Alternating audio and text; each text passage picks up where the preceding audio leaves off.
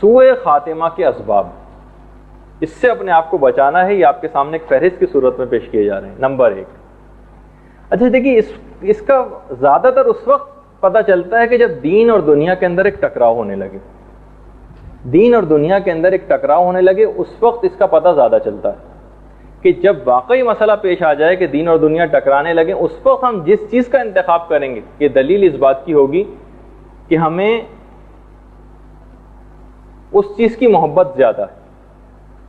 دیکھیے، جتنی شدت کے ساتھ دنیا سے محبت ہوگی اتنا ہی اس سے جدا ہوتے وقت اتنی زیادہ تکلیف ہوگی، اور ایک ایسی کشمکش شروع ہوگی کیونکہ بہرحال موت کا فرشتہ آپ کو وقت پورا ہو چکا، اس کو تو لے کر جانا ہے. مومن دنیا سے نہیں جانا چاہتا، ملک الموت زبردستی لے جانا چاہتا ہے کیونکہ دنیا سے محبت شدید تھی تو ہم یہاں سے جانا نہیں چاہتے. اب جو کشمکش شروع ہوتی تو اس حالت میں مومن کی روح قبض ہوتی ہے کہ اس کو ملاقات پروردگار سے بیزاری ہوتی اور وہ کراہیت کر رہا ہوتا ہے خدا سے ملنے میں. اس موقع پر اس کا ایمان ہاتھ سے نکل جاتا ہے. اچھا، اب ایک مسئلہ یہ پیش آیا کہ ٹھیک ہے، اگر ہمارے اندر دنیا کی محبت قوی ہے اور خدا کی محبت ہمارے اندر ضعیف ہے تو ہم اس دنیا کی محبت کو کم کر کے خدا کی محبت کو قوی کیسے کریں؟ یہ بھی تو ایک مسئلہ ہے نا کہ ٹھیک ہے، ہم نے صرف یہ بتا دیا بھائی دنیا کی محبت قوی ہو گئی ہے آپ کے اندر، اب اس کو بھی خدا کی محبت کو ہم قوی کیسے کریں؟ اس کے بھی کچھ طریقے ہیں. دیکھیے، کیا محبت قوی کی جا سکتی ہے، پیدا کی جا سکتی ہے، خود ایک مسئلہ ہے. تو دیکھیے، محبت پیدا تو نہیں کی جا سکتی لیکن اس کے اسباب اختیاری ہیں جن کی وجہ سے محبت ہوتی. وہ اسباب اگر اختیار کر لیے جائیں، مثلا وہ اسباب ہمارے اختیار میں ہیں. اب ہم نے خود پروردگار عالم سے پوچھا، پروردگار تو یہ بتا کہ ہم کس طریقے سے تیری محبت کو قوی کریں؟ تو پروردگار نے بتا دیا، ان کنتم تحبون اللہ فاتبعونی یحببکم اللہ. ان کنتم تحبون اللہ، اگر تم اللہ سے محبت کرتے ہو تو تمہیں چاہیے کہ تم میرے رسول کی اتباع کرو. یحببکم اللہ، اس عمل کے نتیجے میں تم خدا کے محبوب بندے بن جاؤ گے، یعنی خود بخود خدا کی محبت قوی ہو جائے گی. اس کا مطلب یہ ہوا کہ سنت رسول کی جتنی زیادہ پیروی کریں گی، جتنی زیادہ پیروی کریں گی اتنی خدا کی محبت قوی ہوتی چلی جائے گی. جب بھی یہ کہا جاتا ہے، روحانیت میں بہت زیادہ دخیل ہے، علامہ محمد حسین طباطبائی نے لکھا ہے، آپ کی خدمت میں بارہا میں پیش بھی کر چکا ہوں کہ محمد حسین طباطبائی فرماتے تھے کہ جتنے بھی مستحب کام ہیں اور سنتیں ہیں ان سب کا آپ کی روحانیت کے اندر ایک حصہ ہے. ان سب کا آپ کی روحانیت کے اندر ایک حصہ ہے. اگر 1,00,000 مستحبات ہیں بالفرض، 1,00,000 مستحبات ہیں اور آپ نے ایک مستحب صرف انجام نہیں دیا، باقی 99,999 انجام دے دیے، جتنے مستحبات پہ عمل کرتی جائیں گی خدا کی محبت قوی سے قوی تر ہوتی چلی جائے گی. اچھا، یہاں تو سنت رسول کی بات آئی، اس سے بالکل جڑی ہوئی جو اطاعت ہے، اطیعوا اللہ و اطیعوا الرسول و اولی الامر منکم، اللہ کی اطاعت کرو، اس کے رسول کی اطاعت کرو اور اولی الامر کی بھی اطاعت کرو. یعنی آئمہ کی بھی اطاعت بالکل ویسے ہی جڑی ہوئی ہے. یعنی آئمہ کی اب جتنی احادیث کا آپ مطالعہ کریں گے اور اس پر عمل کرنے کی کوشش کریں گی اتنی خدا کی محبت قوی ہوتی جائے گی. اور اس کے بعد آئمہ کی اطاعت کیسے کریں؟ احادیث سے ہم براہ راست اس طرح سے اخذ نہیں کر سکتے، تو اس کے بعد پھر وہی آئمہ نے بتایا کہ ان مجتہدین کی آپ کو اطاعت کرنی پڑے گی اور ان کے فتوے پر عمل کرنا پڑے گا. یعنی اگر کسی نے ان کو رد کیا تو اس نے گویا مجھ کو رد کیا، جس نے مجھ کو رد کیا اس نے خدا کو رد کیا، اور جس نے خدا کو رد کیا وہ گویا حد شرک باللہ کی منزل پر پہنچ گیا جو احادیث کے اندر آیا. اس کا مطلب یہ ہوا کہ رسول کی پیروی، آئمہ کی پیروی اور مجتہد کے رسالہ عملیہ اور ان فتاووں کی پیروی، اس سے خود بخود خدا کی محبت میں اضافہ ہوگا جتنا آپ ان کے اوپر عمل کریں گے.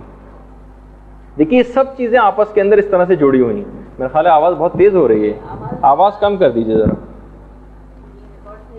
جی ٹھیک ہے. اچھا، ایک تو طریقہ کار یہ بیان ہوا. دوسرا طریقہ جو نسخہ ہے خدا کی محبت کو بڑھانے کا وہ ہے الشفقۃ علی الخلق.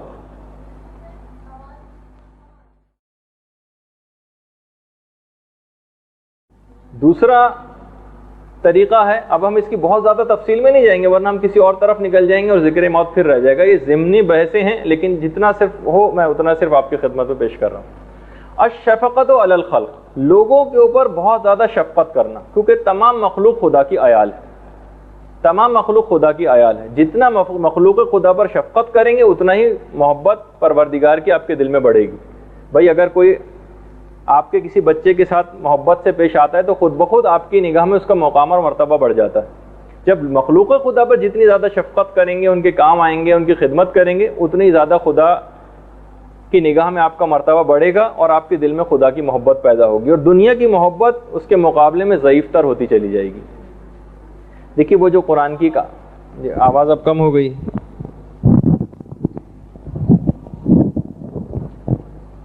اچھا,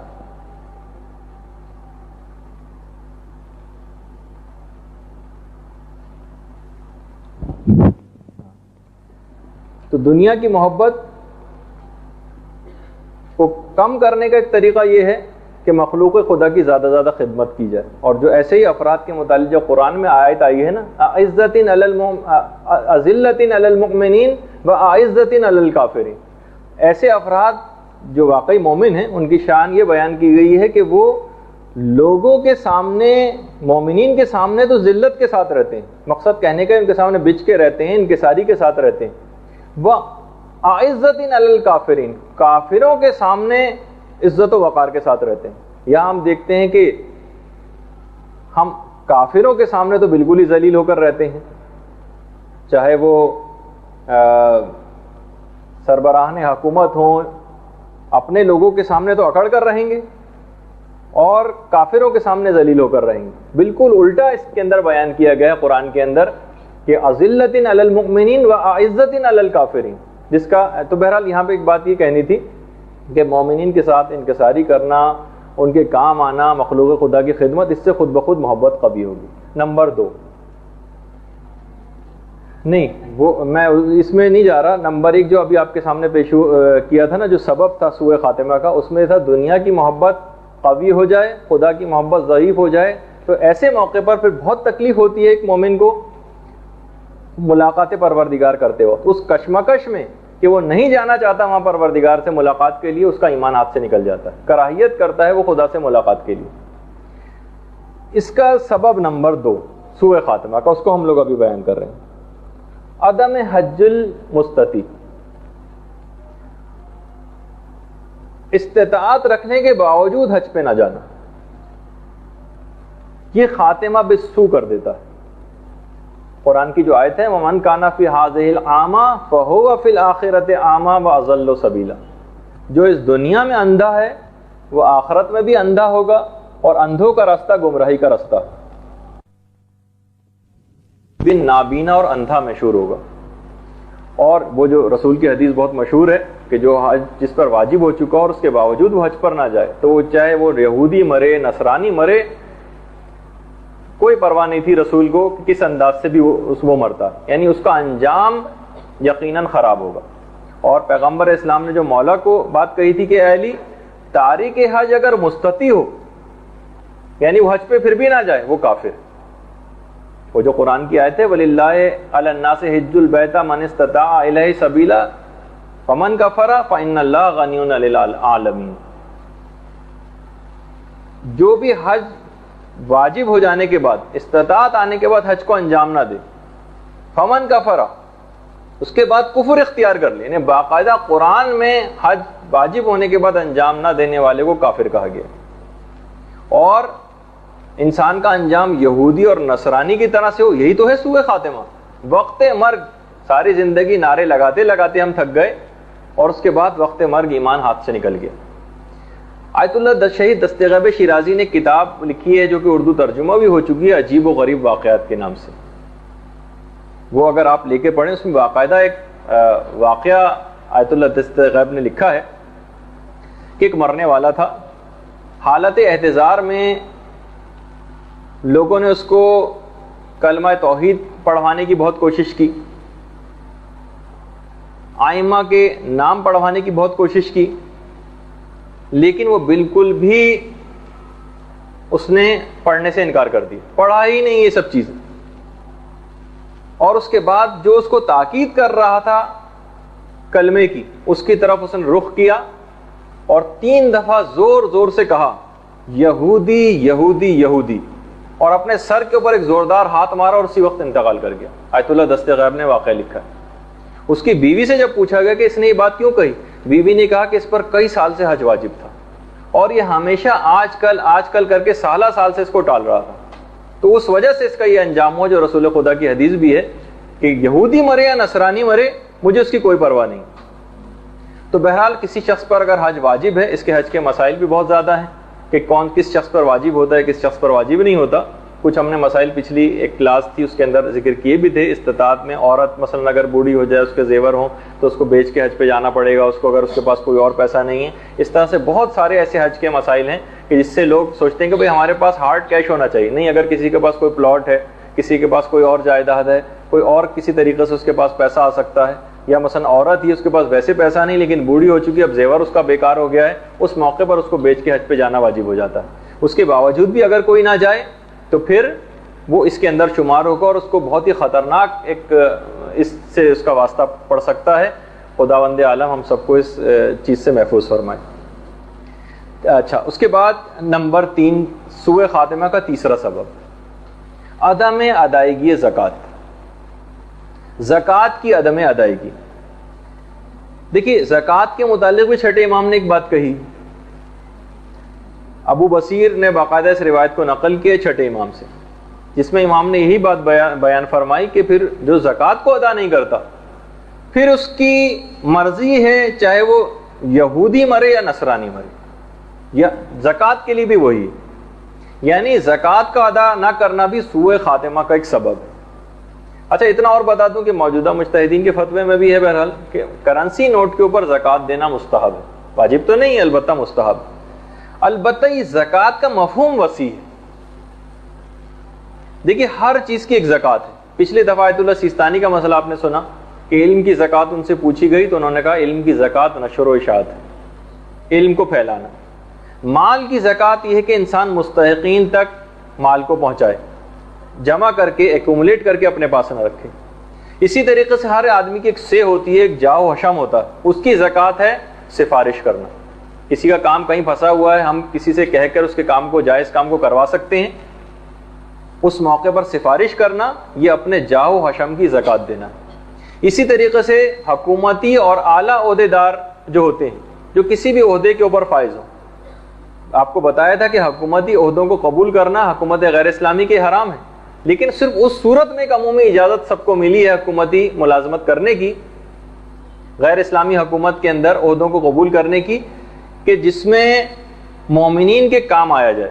اس کا کفارہ یہ ہے کہ مومنین کے کام آنا، کہ باقاعدہ روایتوں میں یہ چیز آئی ہے۔ امام سے پوچھا گیا، امام نے کہا کہ تم عہدوں کو قبول کر سکتے ہو، بس شرط یہ ہے کہ تمہیں ان کے کام آنا ہے۔ تو یہ اعلیٰ عہدوں تک پہنچنے کی اور حکومتی عہدوں کے اوپر پہنچنے کی ایک زکوٰۃ ہے کہ جو کہ دینی۔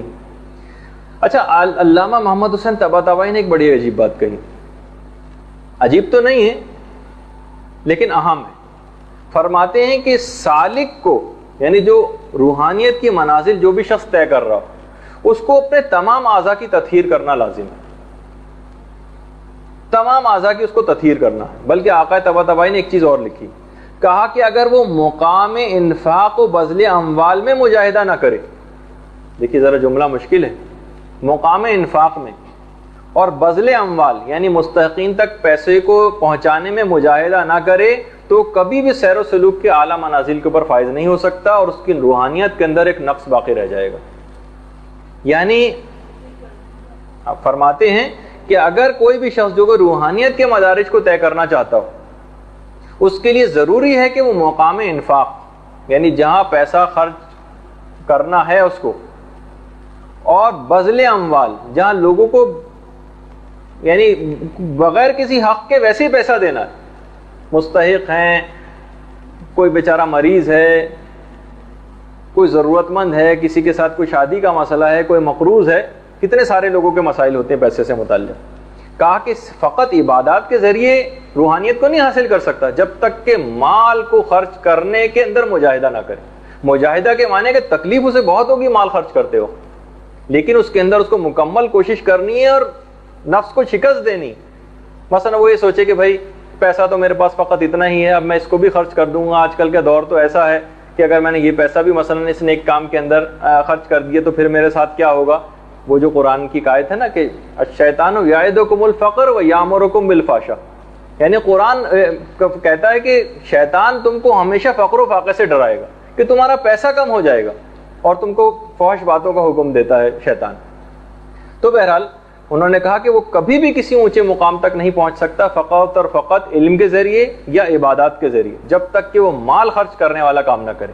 تو ہم یہ بات یہاں سے نکلی تھی کہ عدم ادائیگی زکوٰۃ کو ادا نہ کرنا، جس کا میں نے بتایا کہ ہر چیز کا ایک مفہوم وسیع، ایک تو توضیح المسائل کے اندر جو زکوٰۃ بیان کی گئی کہ مثلا مویشیوں کے اوپر اور سونے کے اوپر اور چاندی کے اوپر وغیرہ، لیکن زکوٰۃ کا مفہوم بہت وسیع، اس کے اندر یہ سب چیزیں بھی آ جاتی ہیں، جس کے اندر جاہ و حشم بھی آ جاتا ہے، اعلیٰ عہدوں کے اوپر پہنچنا بھی آ جاتا ہے، مومنین کے کام آنا بھی شامل ہے، مال بھی آ جاتے ہیں، اس کے اندر سب چیزیں آ جاتی ہیں۔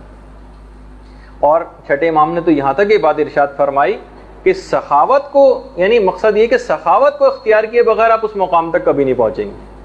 السخی قریب من اللہ وقریب من الناس وقریب من الجنہ، سخی اللہ سے بھی قریب ہے، لوگوں سے بھی قریب ہے، جنت سے بھی قریب ہے۔ والبخیل بعید من اللہ بعید من الناس وقریب من النار، جو بخیل ہوتا ہے، کنجوس، وہ خدا سے بھی دور ہے، لوگوں سے بھی دور ہے، البتہ جہنم سے بہت قریب ہے۔ اور وہ جو باقاعدہ پیغمبر اسلام نے جو بات ارشاد فرمائی کہ 3 افراد کے لیے تو زمین و آسمان کے تمام ملائکہ کے متعلق آج کل اس کی پرواہ نہیں کی جاتی، وہ عورت جو کہ اپنے شوہر کی فرما برداری کرے، اور والولد البار لوالدہ، اولاد جو اپنے والدین کے ساتھ نیکی کرے، اس کے لیے بھی یہ ہے کہ اس کو جہنم کی آگ چھو نہ سکے گی، اور بس سخی تیسرا شخص سخی ہے کہ جس کو جہنم کی آگ نہ چھو سکے گی۔ دیکھیے وہ جو آپ قرآن کی آیت بہت زیادہ سنتی ہیں کہ لن تنالوا البر حتی تنفقوا مما تحبون، تم کبھی بھی نیکی تک پہنچ ہی نہیں سکتے جب تک کہ تم خدا کی راہ میں وہ چیز نہ دو جس کو تم سب سے زیادہ محبت جس چیز سے کرتے ہو۔ دیکھیے آج کل کے دور میں ہم دیکھتے ہیں کہ انسان سب سے زیادہ مال سے محبت کرتا ہے۔ پروردگار کہتا ہے کہ تم نیکی تک کبھی بھی پہنچ ہی نہیں سکتے جب تک کہ تم مال کو خرچ نہ کرو۔ تو یہ تیسری چیز زکوٰۃ کے سلسلے میں ہم نے بیان شروع کیا، اور بہرحال مال کو خرچ کرنے تک ہم پہنچے۔ اس کے بعد آ جائیے نمبر 4، سبب نمبر 4 سوء خاتمہ۔ یعنی اگر ہمارے پاس یہ جو تیسری بات میں نے کہی، مال کا ڈھیر لگا رہے اور لوگ معاشرے کے اندر ہمیں نظر آ رہے ہیں کہ پسے ہوئے لوگ نظر آ رہے ہیں، حاجت مند لوگ نظر آ رہے ہیں، اور اس کے باوجود بھی ہمارے پاس پیسہ اگر ایکومولیٹ ہوتا جائے۔ دیکھیے جب بھی بہت سے علماء نے ایک چیز کہی ہے کہ جو واقعی درد دل رکھنے والا مومن ہے اس کے پاس پیسہ جمع ہونا مشکل بھی بہت ہے۔ وہ کیسے یہ چیز برداشت کرے گا، اس کی روحانیت ہی کیسی چیز برداشت کرے گی کہ اس کا تو مال بڑھتا چلا جائے اور لوگ ویسے ہی مصیبتوں میں مبتلا رہیں اور ان کو دیکھتا رہے، یہ ہو نہیں سکتا۔ تو بہرحال چوتھی چیز اب آ جائیے جو اسباب سوء خاتمہ میں نقل کی جاتی ہے، وہ ہے حسد۔ الحسد یاکل الحسنات کما تاکل النار الحطب، حسد کرنا۔ دیکھیے جب حسد نیکیوں کو اس طرح سے کھا جاتا ہے، اس طرح آگ سوکھی لکڑی کو کھا جاتی ہے، ایمان کو اس طرح سے حسد کھا کے رکھ دیتا ہے۔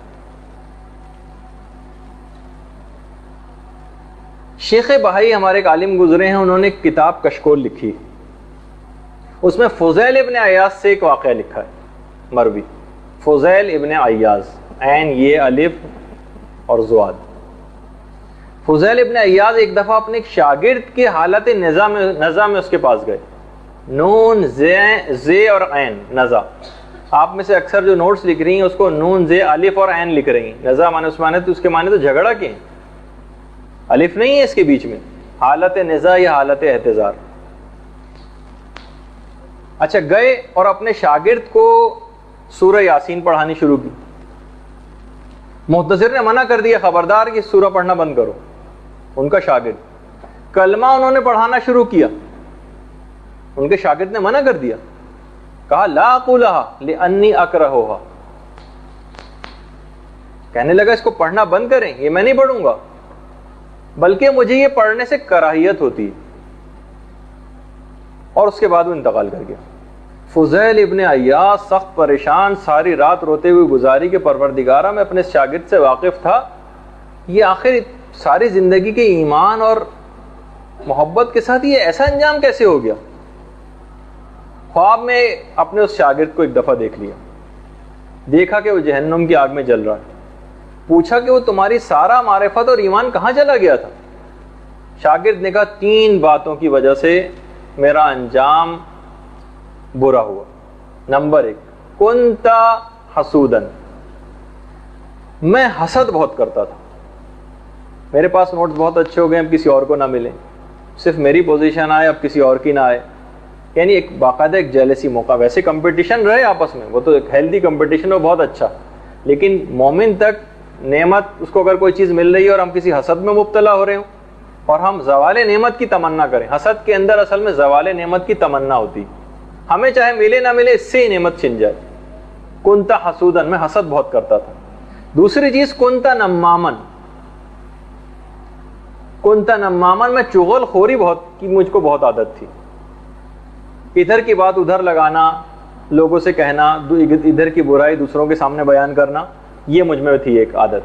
اور تیسری چیز یہ تھی کہ میں نے ایک دفعہ ایک ڈاکٹر کے کہنے سے ایک مرض میں شراب پی لی تھی۔ ان 3 باتوں کی وجہ سے میرا خاتمہ بہت برا ہوا، اور باقاعدہ یہ ملتا ہے روایات کے اندر کہ اگر کوئی بغیر توبہ کے شراب کا اگر اس نے صرف ایک قطرہ بھی پیا ہے تو اس کا انجام بہت خراب ہوگا، سوء خاتمہ ہوگا فقط ایک شراب کا قطرہ پینے سے بھی۔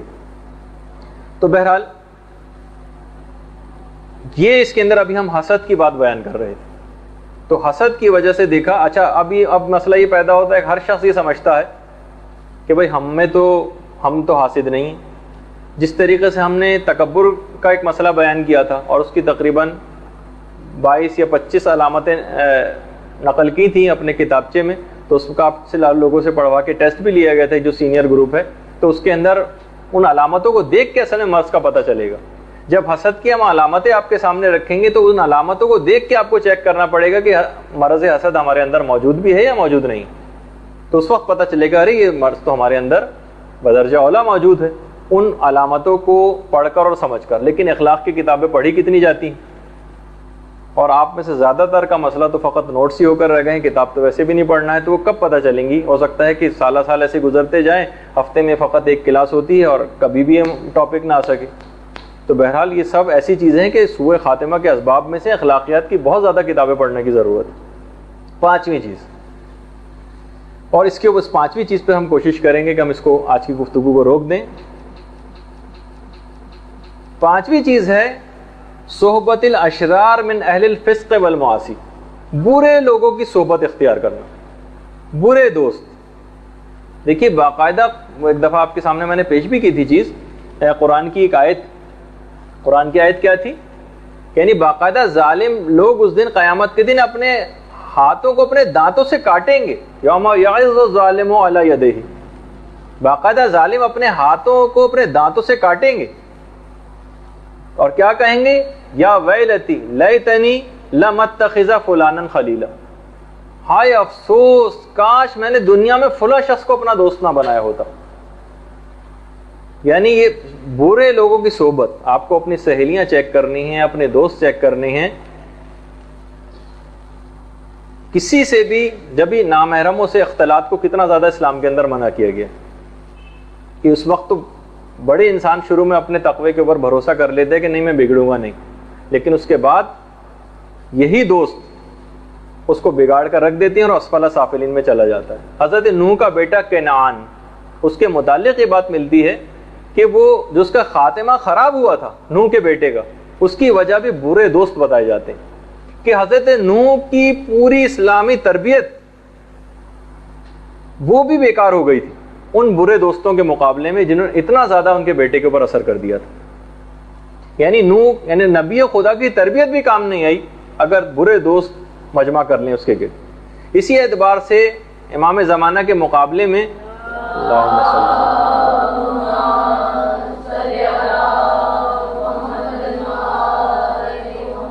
جعفر کذاب، دیکھیے جو چھٹے امام کا ایک لفظ صادق ہے، جعفر صادق، تو صادق کی بہت ساری وجوہات ہیں، اس میں سے ایک تیسری ایک اور اہم وجہ یہ بھی ہے کہ اس کا نام بھی جعفر تھا کہ تاکہ یہ دونوں نام مکس نہ ہونے پائیں، جس نے امام زمانہ کے مقابلے میں آ کر دعوی امامت کر دیا تھا جعفر کذاب، اس کی وجہ سے فرق کرنے کے لیے کہا گیا کہ یہ جعفر صادق ہیں، وہ جعفر کذاب ہیں۔ جس طریقے سے 10ویں امام کا ایک لقب متوکل بھی، لیکن اسی زمانے میں بادشاہ وقت نے بھی اپنا لقب متوکل رکھ دیا تھا، تو باقاعدہ امام نے منع کیا کہ اس لقب سے اب ہمیں نہ پکارا جائے، حالانکہ امام کے جو بہت سارے القاب ہیں ان میں سے ایک متوکل بھی۔ اس کی بھی وجہ یہی بتائی جاتی، جعفر کذاب کا جو خاتمہ بالسوء ہوا ہے اس کی وجہ بھی برے دوستوں نے ان کو خراب کیا۔ تو بہرحال رسول وہ جو فرماتے تھے نا کہ المرء علی دین خلیلہ و قرینہ، انسان اپنے دوست کے دین پر ہوتا ہے، جیسے دوست کے عقیدے ہوتے ہیں، جیسے دوست کے نظریات ہوتے ہیں، جیسا اس کا اخلاق ہوتا ہے، جیسا اس کا کردار ہوتا ہے، انسان اس کو ویسے ہی اڈاپٹ کرتا ہے۔ اگر آپ نے برے دوست، برے سہیلیاں بنائیں تو وہ آپ کو ایمان کو، اخلاق کو مکمل طور پر خراب کر کے رکھیں گے۔ اس میں پہلے بھی میں نے آپ کو ایک مشورہ دیا تھا کہ اس میں عمر کی بھی کوئی قید نہ کیجیے گا کہ عمر میں بڑی سہیلیاں، عمر میں چھوٹی سہیلیاں، اس سے کوئی فرق نہیں پڑتا، ایمان اور کردار اور ان کا اخلاق دیکھیں اور پھر ان کے ساتھ دوستی کریں، عمر کی کوئی قید اس سلسلے میں نہ رکھیں۔ چلیں جو بھی اپنی ترتیب ہے اس کے بعد اگلا اس کا نمبر لکھیے، وہ ہے، ویسے تو خدا اس گناہ سے سب کو محفوظ رکھے، قتل کرنا۔ قاتل کو سوء خاتمہ کا شدید خطرہ ہے۔ چھٹے امام یہ بیان فرماتے ہیں قاتل کے سلسلے میں، فرماتے ہیں قاتل، مومن کے قاتل سے تم جس طرح مرنا چاہو مرو، یہودی مرو، نصرانی مرو، مجوسی مرو، تمہیں مسلمان کی موت نصیب نہیں ہوگی۔ قتل کرنا اتنا بڑا اور شدید گناہ، اور باقاعدہ عقاب الاعمال میں شیخ صدوق نے تو بڑی سخت اس سلسلے میں روایت لکھی ہے کہ کئی سو مرتبہ صرف ایک قتل کی وجہ سے جہنم کے اندر بھی اس شخص کو قتل کیا جائے گا۔ شاید 500 دفعہ کا تذکرہ ہے کہ صرف قتل کا جو اس کا گناہ ہوگا اس کے عذابوں کے ساتھ ساتھ اس کی ایک سزا یہ ہوگی کہ 500 مرتبہ اس کو قتل کیا جائے گا۔ اور نمبر 7 جو میرے اعتبار سے ہے، اب آپ لوگ اپنا نمبر اس کو دیکھیے گا جو بھی، وہ ہے گناہوں کے اعتبار سے بلا وجہ اپنے شوہر سے طلاق لینے والی عورت۔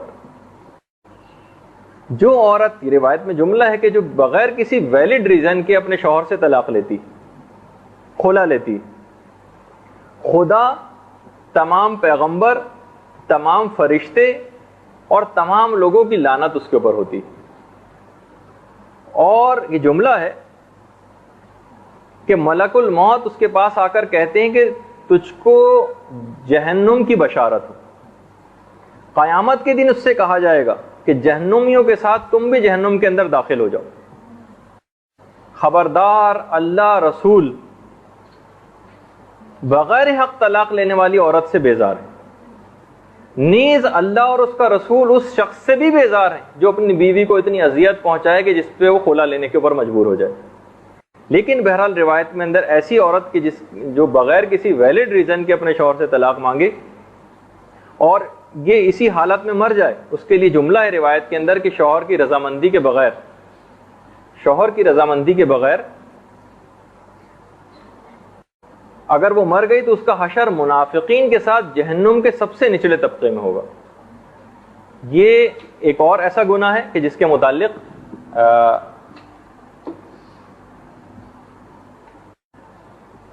متعلق بہت زیادہ احتیاط کی ضرورت ہے۔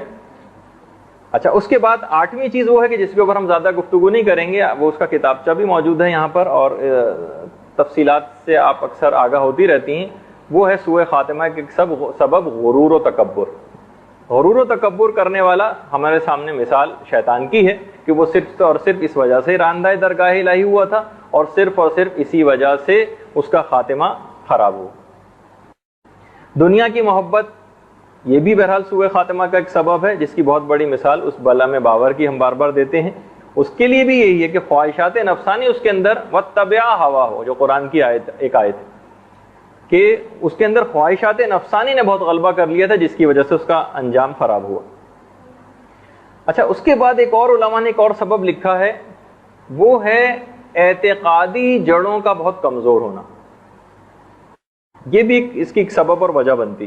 دیکھیے جملہ ہے کہ تھوک سے چپکائی گئی چیز ایک پھونک سے جو ہے وہ ہٹ جاتی، جس کو اس طریقے سے دیوار پر چپکایا گیا ہو۔ جب بھی کبھی ہم دیکھتے ہیں لوگوں کے ساتھ، اور قرآن کی آیتیں بھی ہیں، جب بھی کبھی ان کے اوپر خدا کی طرف سے نوازشات ہوتی ہیں تو قرآن کہتا ہے کہ وہ کہتے ہیں ربی اکرمن، خدا نے ہمیں بڑی عزت دی، لیکن جیسی ان سے وہ آسائشیں واپس لی جاتی ہیں وہ فوراً کہتے ہیں ربی اہانن، خدا نے ہم کو ذلیل کر دیا، فوراً حرف شکایت زبان کے اوپر لے کر آ جاتی ہیں۔ اعتقادی جڑوں کا کمزور ہونا، یعنی جیسی خوشحالی رخصت ہوئی اس کے ساتھ ساتھ ان کا ایمان بھی رخصت ہو گیا۔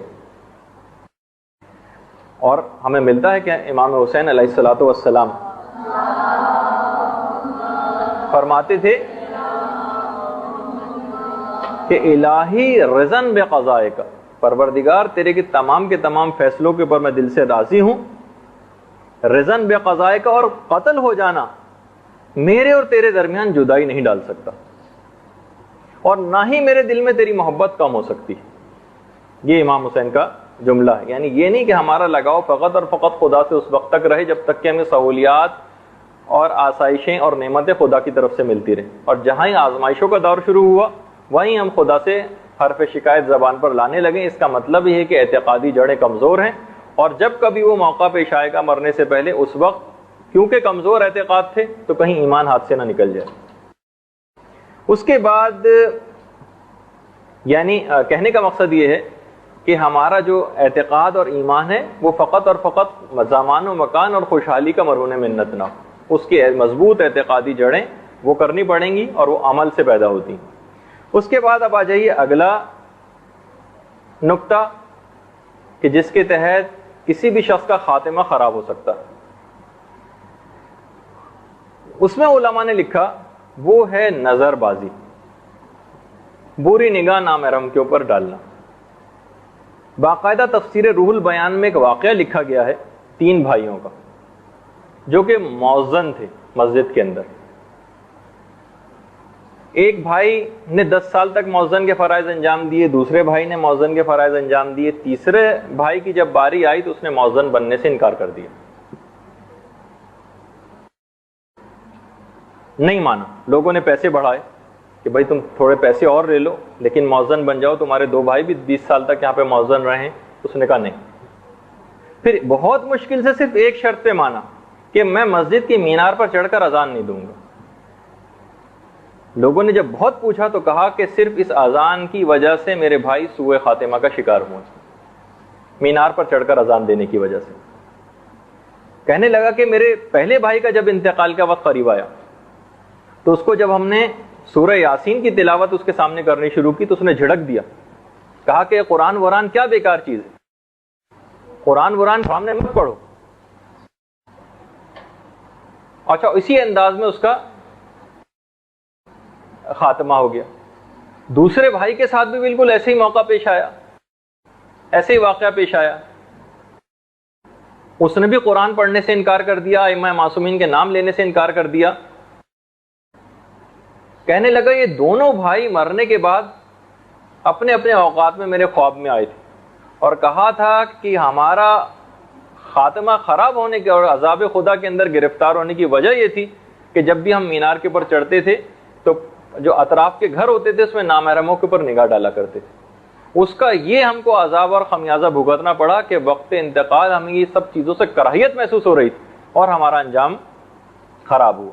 تو بہرحال یہ جو روایتوں کے اندر بہت زیادہ جملہ بھی ملتا ہے نا، یہ جملہ ملتا ہے نا کہ شیطان کے زہر آلودہ تیروں میں سے ایک تیر ہے یہ نظر۔ اچھا، اس کے بعد اب آ جائیے، یہ بھی ایک گناہ ہے، اس سے اپنے آپ کو بہت زیادہ بچانے کی ضرورت ہے۔ اس کے بعد آ جائیے اگلا مرحلہ، اور وہ ہے مال کی شدید محبت، شدید محبت مال کی۔ یہ ہم بہت اخلاق کے اندر پڑھتے بھی ہیں، اور ہم اب تو یہ کہنے لگے ہیں کہ بھئی اب مال کی شدید محبت اس وجہ سے کہ ہمیں مال کی بہت زیادہ ضرورت بھی، یقیناً ضرورت انسان کو مال کی ہوتی ہے، لیکن اتنی شدید محبت.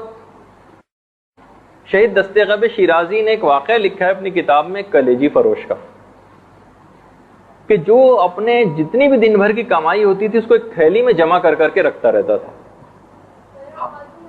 حالت احتضار میں جب تلقین پڑھنے کا مرحلہ آیا اور اس کے سامنے تلقین پڑھوانی شروع کی، تو جیسے ہی اماموں کے نام آتے تھے اس کی زبان رک جاتی تھی.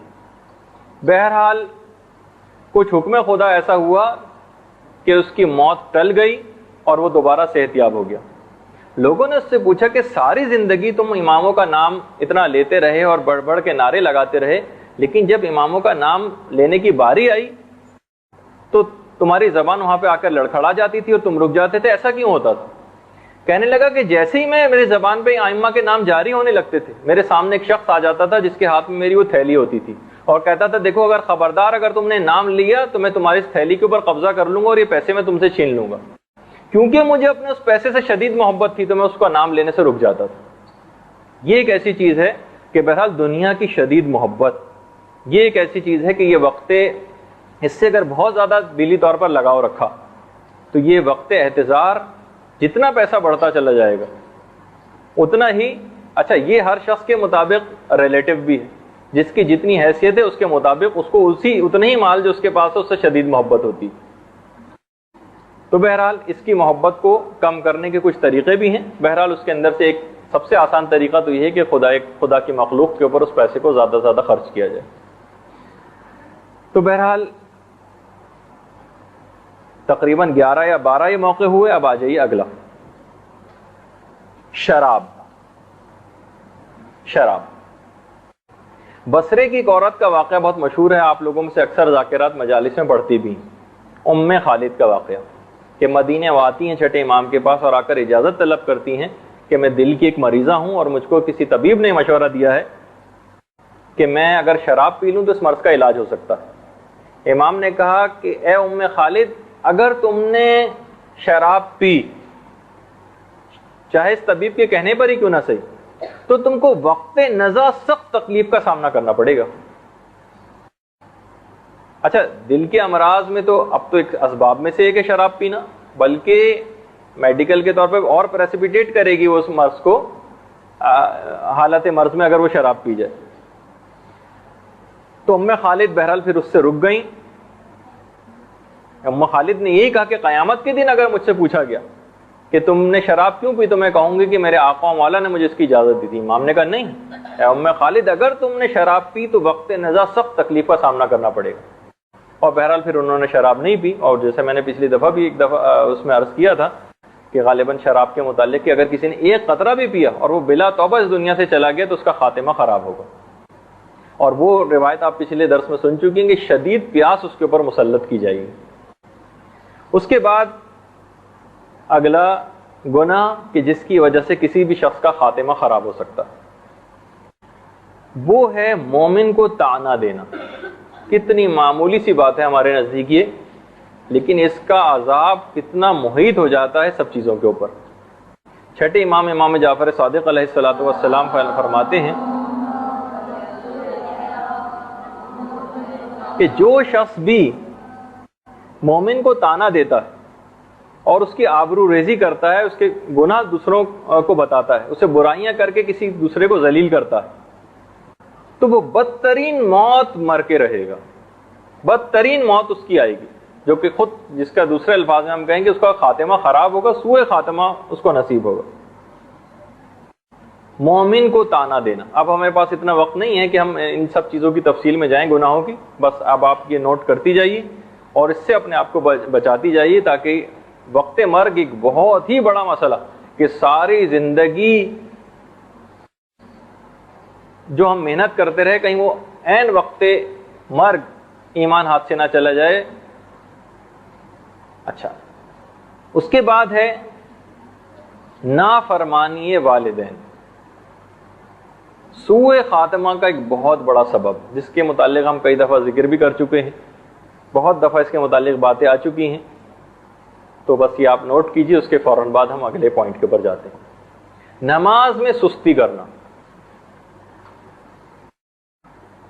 بہت دیندار لوگ بھی ہوتے ہیں تو اکثر ان کی بھی نماز فجر قضا ہو ہی جاتی، یہ بھی نماز میں سستی کرنے کے مترادف ہے، اور ایسے اشخاص کا بھی خاتمہ خراب ہو سکتا ہے۔ اس میں کسی بھی قسم کا دیر سے سونا یا کوئی عذر یا بعد میں افسوس کرتے رہنا، یہ آپ مت سمجھیے کہ یہ کوئی اتنے قابل قبول عذر ہوں گے۔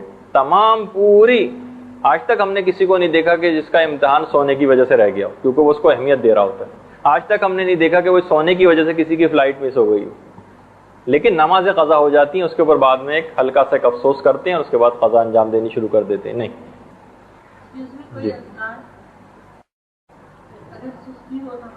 ہاں، یہ ایک پورا ایک الگ ایک ہمارا ایک اس کے موضوع پر ایک پچھلے جو درس ہوئے ہیں اس کے اندر بھی بہت ساری باتیں آئی ہیں، لیکن اس کو انشاءاللہ کسی بھی وقت ہم الگ سے مکمل کریں گے، کیونکہ ابھی بہت ساری چیزیں ہمیں بیان کرتے جانا ہے کہ نماز اس کے بہت سارے طریقے بھی ہیں، ان میں سب سے اچھا طریقہ ہے رات کو جلدی سونے کی عادت ڈالنا۔ ویسے ایک آیت بھی ہے جو مفاتی کے اندر بھی ہے غالباً، وہ اگر سونے سے پہلے اگر وہ آیت پڑھ لی جائے تو جس وقت چاہے انسان بیدار ہو سکتا ہے، جو بھی اپنے دماغ میں ٹائم سیٹ کرے، لیکن بہرحال اس کی آہستہ آہستہ اس کی عادت ڈالی جائے گی، لیکن سب سے بہتر یہی ہے کہ انسان جلد سونے کی عادت ڈالے۔ پھر اس کے بعد ایک اور ہے جس کو ہم ہیڈنگ تو یہی ڈالیں گے کہ مسائل فقہ کی عدم واقفیت۔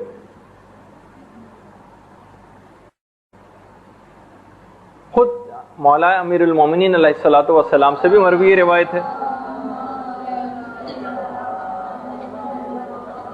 کہ جو شخص بھی نماز جماعت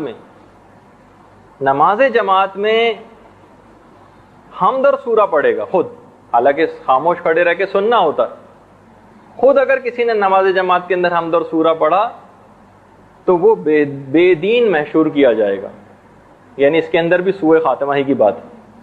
اس کے بعد اگلا ایک ہے مومن کے دل کو تکلیف پہنچانا، اس سے بھی خاتمہ کسی کا بھی خراب ہو سکتا ہے۔ اس کے بعد اگلا گناہ، بس اس کو جلدی سے ترتیب وار لکھتی جائیے، انشاءاللہ ہم اس کو جلدی ختم کر دیں گے۔ پے در پہ گناہ کرنا، ایک کے بعد ایک گناہ، ایک کے بعد ایک گناہ، جس طرح کے عام طور پر ہماری زندگی اسی کے اندر بسر ہو رہی ہے۔ دیکھیے جب بھی ہر گناہ کے بعد توبہ کی بڑی تاکید آئی، ہر گناہ کے بعد انسان توبہ کرے، ہر گناہ کے بعد توبہ کی تاکید اس وجہ سے ہے کہ ورنہ اگر پورا دل تاریک ہو گیا کسی کا تو پھر اس کے اوپر کوئی بھی چیز اثر نہیں کرتی۔ دیکھیے جس وقت بھی انسان گناہ کرتا ہے نا، میں آپ کو خاص بات بتاؤں، اس کو اگر آپ توجہ سے سن لیں، خاص بات یہ ہے کہ جب بھی آپ کوئی گناہ کرتی ہیں نا تو آپ کا ایمان بالکل نکل کر الگ کھڑا ہو جاتا ہے، بالکل اس وقت بے ایمان انسان ہوتا ہے، ایمان اس کے اندر ذرا سا بھی موجود نہیں ہوتا۔ دیکھیے شیخ بہائی نے اپنی کتاب کشکول کے اندر بہت سارے ایسے واقعات لکھے ہیں جو لوگوں کے ساتھ حالت احتضار میں پیش آئے کہ ساری زندگی جس چیز کے اندر انسان مبتلا رہا ہے، وقت انتقال وہی چیزیں اس کی زبان پر آئیں۔ مثلا اکثر گلوکار اپنا گانا گاتے گاتے اس دنیا سے گئے، کچھ اور ان کے دماغ میں آتا ہی نہیں، جو چیز ان کی زبان پہ زیادہ رہی۔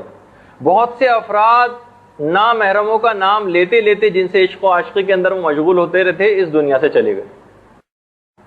خاتمہ بالسو، یعنی خدا کا نام اور سب چیزوں کا نام ان کی زبان پہ ہونا چاہیے تھا، لیکن وہ نامحرموں کا نام لیتے لیتے اس دنیا سے گئے۔ اس کے علاوہ وہ جو آپ واقعہ ملتا بھی ہے وہ آپ بلکہ پڑھ لیجئے گا، شیخ عباس قمی کی حمام منجاب کا راستہ، اس کے اندر پورا ایک واقعہ ہے کہ کس طریقے سے اس کی زبان پر صرف وقت انتقال وہی چیز آ رہی تھی۔ اسی اعتبار سے وہ بھی روایتوں میں ہے کہ اگر کوئی شخص جان بوجھ کر رمضان کا روزہ نہ رکھے عمدن تو وہ بالکل ایمان سے خارج ہو جاتا ہے، یعنی اس پورے وقت میں جب تک وہ روزے کا وقت رہے گا ایمان اس سے بالکل الگ ہو جائے گا۔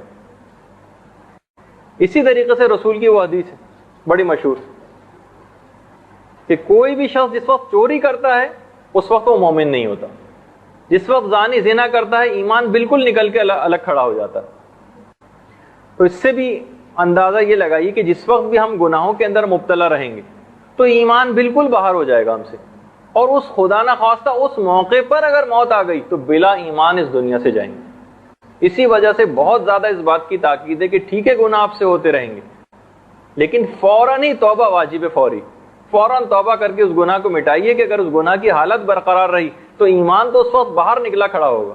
بلکہ بہت سی روایتوں میں ہے کہ ایک مومن کے ساتھ بہت یہ ہوتا ہے کہ دن میں کئی مرتبہ ایمان اس کے جسم سے نکلتا ہے اور باہر جاتا رہتا ہے، اور پھر جب وہ اطاعت خدا کی طرف آتا ہے تو ایمان پھر اس کے اندر آ جاتا ہے. تو ایسے موقع پر خدا نخواستہ موت نہ آ جائے کہ جس وقت ہم گناہ کی حالت میں ہوں، کوئی ایسا پروگرام اٹینڈ کر رہے ہوں، کوئی فلم دیکھ رہے ہوں، کوئی فلاں چیز کر رہے ہوں، کوئی گناہ کر رہے ہوں، کسی محفل کے اندر ایسے بیٹھے ہوئے ہوں کہ اس وقت ایمان ہمارے جسم سے نکل کر باہر ہوگا، اور اس وقت اگر موت آ گئی تو سوء خاتمہ کا شدید خطرہ.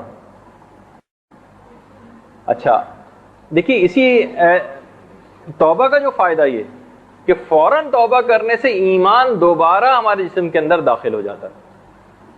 جب بھی شیطان کی پوری کوشش یہ ہوتی ہے کہ توبہ آپ سے بھلائے رکھے. جب بھی چھٹے امام یہ بات بہت زیادہ بیان کرتے تھے کہ نیک عمل آپ جتنا بھی کرتے رہیں، اصرار گناہ کے ساتھ کوئی نیک عمل قبول نہ کیا جائے گا. یہ ایک بہت ہی اہم ترین چیز ہے. ایک عالم عارف گزرے ہیں جن کا نام ہے شیخ بہاری. شیخ بہاری نے پورا ایک واقعہ لکھا ہے اپنی کتاب کے اندر حضرت موسیٰ اور خضر کے حوالے سے، کہ حضرت خضر سے یہ پوچھا گیا کہ آخر آپ کو یہ حضرت موسیٰ کی استادی کا یہ شرف کیسے حاصل ہو، یعنی کہ نبی خدا کی رہنمائی کرنے کا شرف. حضرت خضر نے ایک جواب دیا. حضرت خضر ایک مرد صالح ہونے کے باوجود ایک نبی خدا کی رہنمائی کا کام. پوچھا گیا کہ آپ کو آخر یہ مقام اور مرتبہ کیسے ملا، تو صرف ایک جملہ حضرت خضر نے کہا، بترک المعصیہ، گناہوں کے ترک کرنے کی وجہ سے فقط. برحمتک یا ارحم الراحمین وصلی اللہ علی محمد و